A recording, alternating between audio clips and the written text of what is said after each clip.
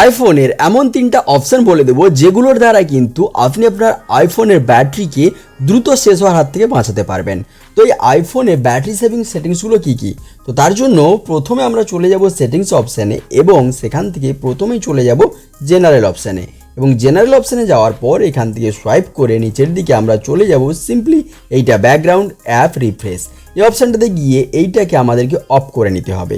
তাতে করে কী হবে, কোনো অ্যাপ ব্যাকগ্রাউন্ডে রিফ্রেশ হবে না, এর ফলে কিন্তু ব্যাটারিটা অনেকটাই সেভ হবে।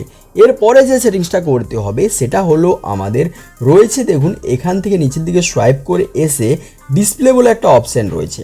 সো এই ডিসপ্লে অ্যান্ড ব্রাইটনেস এই অপশানটাতে চলে যাব।